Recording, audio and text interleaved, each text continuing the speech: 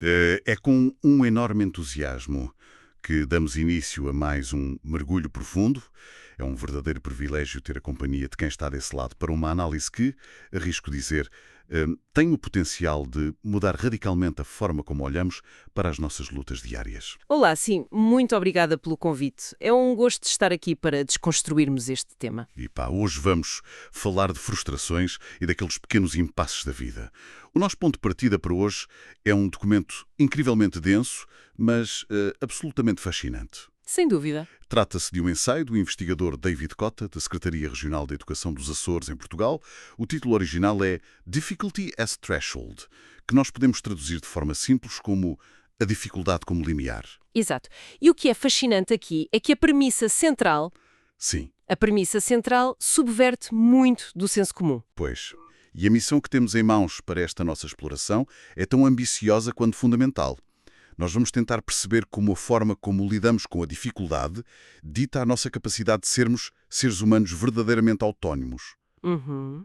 E atenção, desengane-se quem possa pensar que este é apenas um texto sobre educação infantil. Longe disso, não é. Completamente.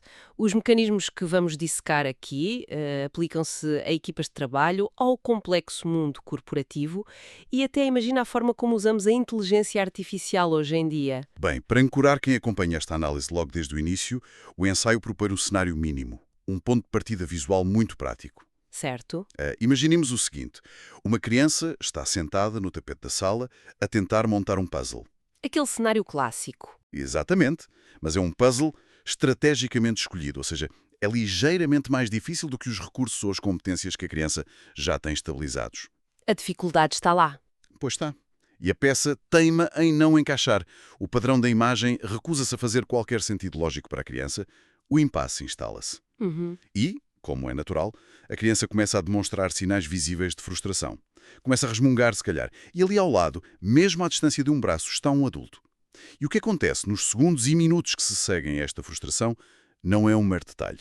É, basicamente, o guião para o resto da vida daquela criança. Pois, e o que é fascinante aqui, o autor faz questão de o sublinhar com muita precisão, é que a resposta desse adulto não é apenas uma escolha pedagógica. Como assim?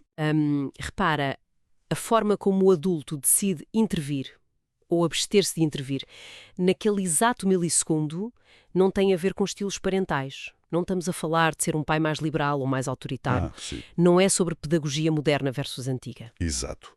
O ensaio defende que estamos perante uma operação ontológica. Operação ontológica é um termo pesado. É um termo denso, sim, mas o que significa na prática é que está em causa a forma como se constitui a própria estrutura funcional de um ser humano. O campo simbólico que se cria naquela interação invisível entre o adulto, a criança e a peça do puzzle que não encaixa, Certo? vai ditar se aquele sistema em desenvolvimento, o cérebro da criança, consegue ou não atingir um limiar de automodulação. Ou seja, a diferença entre criar alguém que se reorganiza por dentro perante o caos ou alguém que vai depender para o resto da vida de ajuda externa. Estruturalmente dependente, sim. Alguém que precisa sempre que venham resolver os seus problemas. Muito bem, vamos desconstruir isto passo a passo. Qualquer pessoa que já esteve na posição desse adulto, seja com uma criança pequena, seja a orientar um colega de trabalho mais júnior que não consegue fechar um relatório, sente o peso desse momento. Claro, a tensão é palpável. O autor enumera 4 padrões de resposta a esta frustração. E o que me saltou logo à vista é que os 3 primeiros padrões são os mais instintivos para nós. Sim, são quase reações reflexas. Pois, e no entanto o texto argumenta que têm efeitos colaterais imensos. O primeiro padrão é a intervenção imediata. É aquele momento em que simplesmente não aguentamos ver a frustração alheia. E o desconforto da criança passa para nós. Exatamente. O que fazemos? Resolvemos o puzzle. Pegamos na peça, rodamos ligeiramente e dizemos, olha, é aqui, já está. Uhum. E, ao fazermos isso, diz o texto, roubamos a atenção necessária para a aprendizagem. Pois, extraímos a dificuldade do ambiente antes de a pessoa a poder processar. É um atalho muito perigoso. O segundo padrão, e eu confesso que já fiz isto, é a validação exagerada. A criança luta, resmunga, acaba por acertar na peça e o adulto desata a aplaudir histericamente. Como se fosse a final do Campeonato do Mundo de Futebol. Exato. Transformamos uma tarefa mecânica e solitária num espetáculo de aprovação social. O foco passa a ser o público e não o problema. Cria-se uma dependência da validação externa. Sem dúvida. E o terceiro padrão, que achei hilariante por ser tão real, é a contestação da tarefa. Ah, sim, a transferência de culpa. É quando o adulto olha para o puzzle e diz este jogo é estúpido, estas peças estão muito mal cortadas, não admira que não consigas. É a desculpa clássica de dizer que o comando da consola está estragado quando perdemos. Exatamente. Transforma-se a dificuldade, que devia ser apenas um obstáculo neutro a superar, numa espécie de injustiça cósmica que exige uma reclamação formal. É impressionante. Todos estes três padrões falham. Mas porquê exatamente? Porque todos eles partilham uma mesma falha estrutural. Eles eliminam rapidamente a tensão do ambiente. E é aqui que o ensaio introduz a quarta via. A tal revelação. Sim, é o padrão mais raro e o que exige mais autodomínio por parte do adulto, mas é absolutamente decisivo. O autor chama-lhe o silêncio estruturante. Silêncio estruturante. Como é que isso funciona na prática? Neste cenário, a resposta do adulto é radicalmente diferente. O adulto mantém-se presente. Fisicamente presente. Não abandona a sala, não vai ver o telemóvel, mas também não resolve o problema. Não julga a incapacidade, não aplaude desproporcionalmente e muito menos culpa o fabricante do puzzle. Apenas contém o espaço. Contém o espaço. Gosto dessa expressão. Sim, o adulto cria com a sua postura corporal, com o seu olhar atento, uma fronteira segura para que aquela dificuldade possa existir. E a justificação científica para isto é revolucionária. Explica lá isso melhor para quem nos ouve. A persistência desta dificuldade, sem uma resolução caída do céu, é a condição material para que ocorra o que o texto designa por inscrição. Como a validação final é mínima, a atenção não foge para o adulto. Como não há transferência de culpa, a criança não entra em vitimização. Ou seja, o sistema é forçado a suportar a tensão. Exato. E para a ultrapassar, tem de se reorganizar internamente. As redes neuronais, o corpo, a percepção visual têm de criar uma nova forma de lidar com aquele excesso de informação. Porque se formos nós a resolver o puzzle, a reorganização neurológica acontece no nosso cérebro adulto e não no da criança. A criança fica com o produto final, mas sem o processo. Perfeitamente resumido. Mas olha, tenho de travar a conversa aqui por um momento, porque ouvindo essa descrição, há uma objeção óbvia que salta à mente, e acredito que quem nos acompanha também sinta isto. Diz. Dizer que o adulto deve ficar em silêncio ao lado de alguém em frustração profunda soa quase antinatural. O nosso instinto humano é ajudar quem está em apuros. Onde é que traçamos a linha entre este silêncio estruturante e a pura negligência? Deixar alguém em estresse não é prejudicial? Essa é a objeção clássica por excelência. E ainda bem que a trazes para cima da mesa. O autor antecipa essa questão. Imagino que sim. Porque parece quase sádico estar ali ao lado a ver o outro sofrer em vão. Mas ele não defende a negligência de todo e é por isso que introduz o conceito de dificuldade calibrada. O silêncio estruturante não tem nada a ver com sadismo ou abandono emocional. Então, o que significa calibração neste contexto? Significa que a dificuldade tem de ser abordável. Sim, o desafio excede o que a pessoa já sabe fazer confortavelmente, mas tem de permitir a tentativa, a pausa para respirar. O recomeço. Exato. O erro tem de ser reversível. Se a criança tentar encaixar a peça e errar, não há um choque elétrico, não há humilhação pública ou um castigo imposto. Pode simplesmente tentar de novo. Ah, percebo.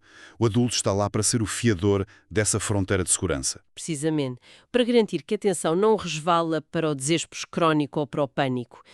Fora deste intervalo muito específico, a dificuldade deixa de ser calibrada e passa a ser pura desorganização e dano emocional.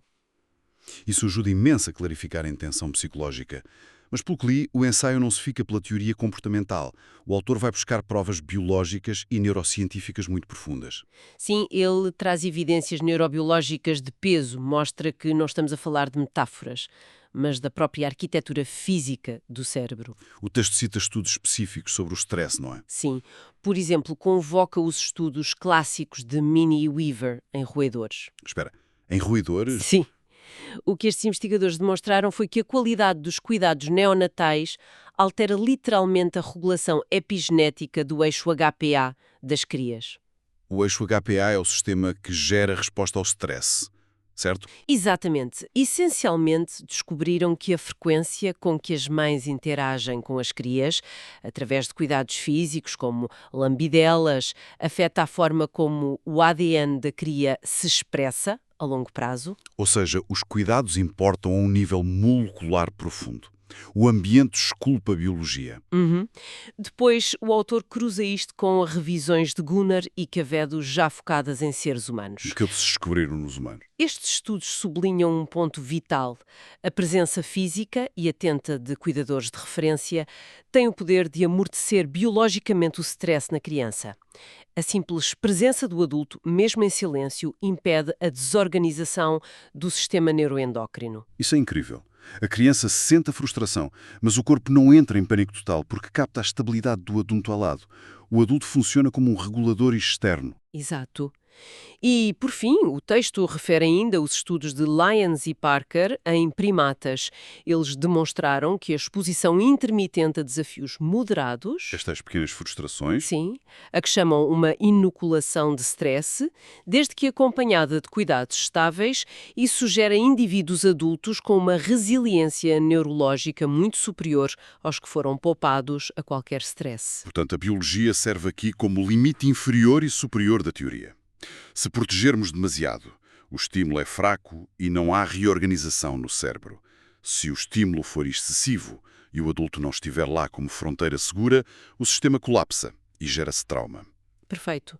A negligência colapsa aos limites, o silêncio estruturante mantém essas fronteiras seguras, enquanto a dificuldade faz o trabalho braçal na mente. Isto muda completamente a nossa noção de cuidado. A ética do cuidado não é varrer as pedras do caminho, é manter o campo previsível e seguro para que a reorganização interna aconteça pelo próprio esforço da pessoa. É a melhor síntese que podíamos fazer. E é nesta transição que o texto mergulha na mecânica da autonomia. E é aqui que a coisa fica mesmo interessante. Como é que, na prática, o comportamento muda? O autor cruza duas visões clássicas da educação e filosofia. De um lado temos Lev Vygotsky, famoso pelo seu conceito de zona de desenvolvimento proximal. Sim, Vygotsky argumentava que a aprendizagem superior precisa de mediação cultural, dos chamados andaimes, certo? Exato. Onde o professor fornece o suporte para a criança chegar onde não chegaria sozinha. Mas, espera, se ele diz que precisamos de andaimes, isso soa à intervenção. O andaime é bom ou mau à luz deste ensaio? É aqui que entra o contraponto de Gilbert Simondon. O ensaio usa Simondon para colocar um limite a Vygotsky. Ah, como assim? Simondon avisa que se o andaime for demasiado forte, se a mediação se transformar numa substituição sorrateira que resolve o problema na totalidade, perde-se a tensão pré-individual. Tensão pré-individual. Mais um conceito denso. Traduzido por miúdos para quem nos acompanha, o que é isso? Pensa assim, é como a energia potencial acumulada numa mola, um motor interno que obriga à adaptação. Se constróis um andaime à volta de um edifício e ele suporta o peso todo, o edifício nunca ganha integridade estrutural. No dia em que tirares o andaime, a casa cai. Exatamente. A resolução tem de emergir de dentro. E o texto faz uma distinção técnica vital entre traço e marca. Explica-me essa diferença. O traço é a dificuldade em bruto, a resistência pura do real, a peça de puzzle que arranha e não encaixa. É apenas perturbação externa. Certo. Mas se o sistema, a criança ou o aluno, suportar essa tensão tempo suficiente dentro daquele campo seguro, o traço transforma-se numa marca. E uma marca é um símbolo interno operatório. Para ver se estou a acompanhar. A marca é como se fosse uma cicatriz funcional, o calo nas mãos de quem trabalhou. Excelente analogia, sim. A criança não aprende só a mecânica daquele puzzle. Ela interioriza a operação simbólica de eu consigo tolerar esta frustração sem desistir. É isso que nos dá as ferramentas para o futuro. É o calo que protege as mãos. E isto leva-nos ao conceito de fecho operacional, importado da biologia teórica de Humberto Maturana e Francisco Varela. Fecho operacional. Na teoria dos sistemas complexos, a verdadeira autonomia não significa ser impermeável ao exterior. O fecho operacional significa que o sistema consegue transformar as perturbações externas em mudanças estruturais internas compatíveis com o seu desenvolvimento. Deixe-me tentar visualizar isso com uma metáfora para garantir que fique claro para todos. Pensemos num barco à vela no meio do oceano a enfrentar ventos fortes.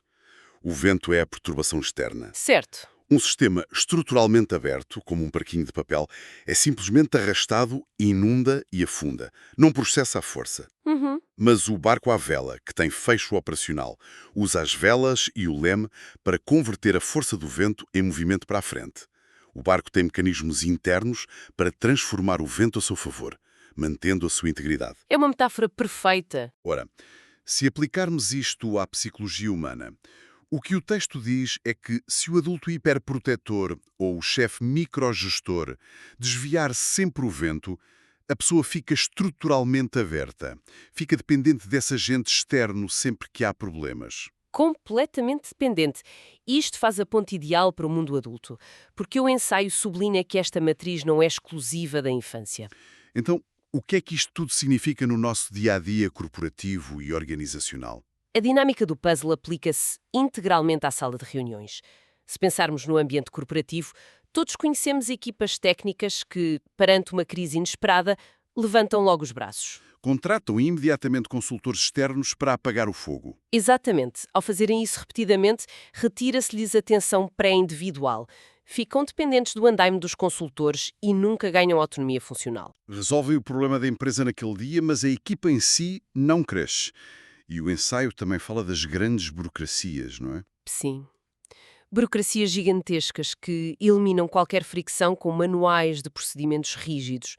Impedem sistematicamente a emergência do traço. Para que nenhum funcionário tenha de enfrentar a incerteza de tomar uma decisão difícil.